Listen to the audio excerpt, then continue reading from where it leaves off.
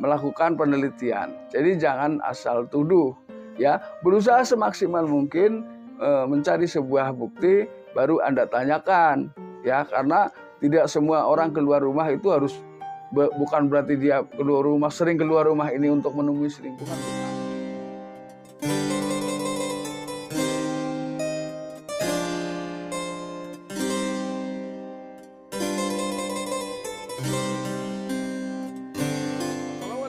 Warahmatullahi wabarakatuh. Kembali lagi bersama saya Kang Kumis. Kali ini Kang Kumis kembali bersama sahabat semua, tentunya di channel Kang Kumis, channel yang selalu membahas seputar kehidupan rumah tangga, dari masalah percintaan hingga masalah perselingkuhan. Nah, pada kesempatan kali ini Kang Kumis ingin membahas mengenai 6 ciri wanita yang ternyata sering diselingkuhi pria.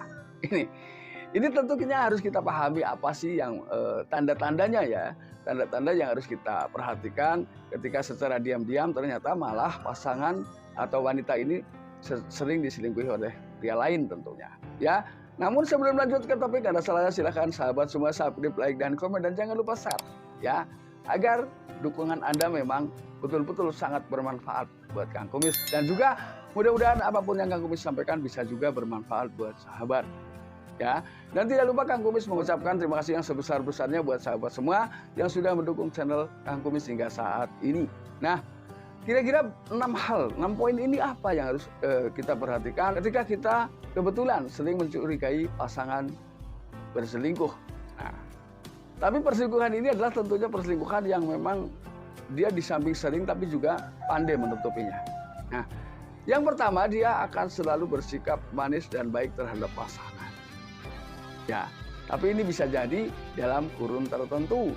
Nah, jadi sehalus apapun, serapi apapun, perselingkuhan suatu saat pasti akan bisa diketahui. Jadi artinya dia bersifat baik, bersifat manis kepada Anda ini atau kepada pasangan ini hanya pada kurun waktu tertentu. Artinya mungkin pada saat dia sedang melakukan perselingkuhan. Mungkin, ya, karena ketika itu sering Anda rasakan, gak ada salahnya. Kenapa dia bersikap baik kepada pasangan, dan itu ketika ditanya dia tidak bisa memberikan alasan yang jelas kebaikan yang atau hal-hal yang dia sajikan untuk Anda. Mohon maaf, ini juga perlu sedikit diselidiki, ya, bukan dicurigai. Kalau dicurigai kayaknya terlalu dalam. Ini yang pertama. Lalu kemudian yang kedua, apakah pasangan Anda tiba-tiba terlihat manja, selalu menuntut keromantisan kepada Anda? Tapi memang pada awalnya dia tidak, pada dasarnya, ya, pada dasarnya dia memang mungkin sudah Anda ketahui bahwa dia tidak memiliki sifat kemanjaan seperti yang akhir-akhir ini tiba-tiba dilakukan, ya.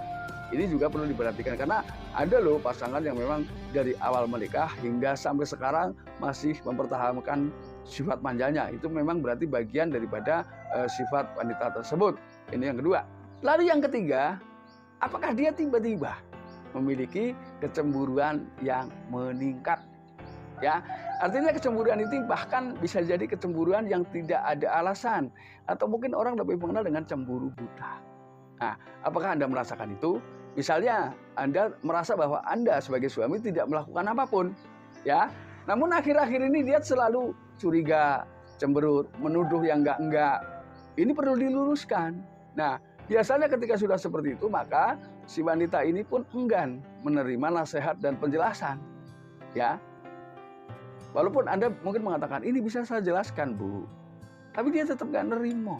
Karena kecemburuan ini sebetulnya berlebihan, bisa jadi untuk menutupi hal-hal yang sedang ia lakukan saat itu, ya. Ini. Jadi biasanya mungkin cemburu tapi tidak berlebihan, bedanya itu. Lalu kemudian yang keempat, diam-diam pergaulan dia berubah. Tiba-tiba Anda sering mengenal orang-orang baru yang datang ke tempat Anda, ya, biasanya itu memang wanita, ya. Jadi tapi di situ Anda justru merasa peranan Anda di situ tidak diperankan. Artinya Anda dicuekin, dia justru sibuk ngobrol dengan teman-temannya. Nah, teman-teman yang hadir di tempat Anda atau yang datang ke rumah Anda ini biasanya memang terlihat orang-orang yang terlihat sedikit asing, atau memang bukan orang yang setiap harinya datang ke situ. Ketika ditanya, dia memang banyak alasan. Sepertinya ini adalah memang awal mula dia melakukan kegiatan-kegiatan baru. Bisa jadi ini adalah pengaruh dari teman-teman itu, ya. Tapi lihat dulu temannya dong.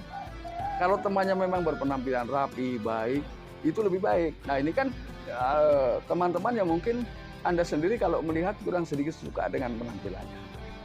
Lalu kemudian yang kelima, terjadi perubahan cara pandang.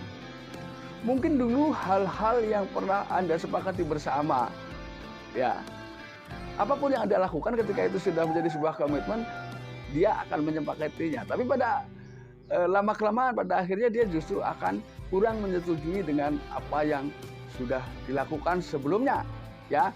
Artinya hal-hal yang sebelumnya dilakukan tidak menjadi masalah, tapi karena adanya perubahan cara pandang, ya, mungkin akibat dari pergaulan juga, akhirnya hal-hal yang menurut Anda sudah baik itu pun menjadi tidak baik di pandangan mereka. Ini terjadi juga perubahan cara pandang dan mungkin juga cara bicara dengan Anda. Itu sudah beda. Lalu yang keenam, jangan salah, ini dia menjadi banyak bertanya, terkesan lebih perhatian. Ya, pada dasarnya pertanyaan-pertanyaan yang ia ciptakan ini adalah untuk mencari celah kapan Anda tidak di rumah. Berapa lama Anda keluar rumah. Nah, di momen-momen inilah dia lebih meningkatkan pergaulan atau mulai berusaha menggunakan celah-celah waktu yang ada untuk mencari pria idaman lain atau ketemu dengan pria idaman lain. Tentunya di sini tentunya adalah atas dasar pengaruh dari sahabat-sahabatnya bisa jadi. Karena itu ya pengaruh tersebut, pergaulan ini adalah diakui itu atau tidak, ini adalah mesin pencetak sifat seseorang yang tidak bisa terelakkan.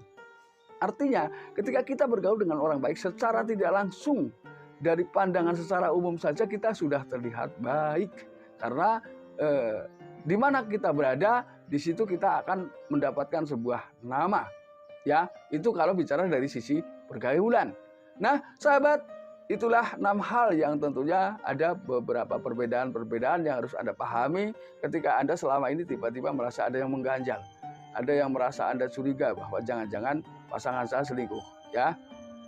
Namun ketika itu memang merasa terjadi seperti itu, sebaiknya Anda tetap melakukan penelitian. Jadi jangan asal tuduh, ya. Berusaha semaksimal mungkin mencari sebuah bukti baru Anda tanyakan, ya. Karena tidak semua orang keluar rumah itu harus bukan berarti dia sering keluar rumah ini untuk menemui selingkuhan, bukan.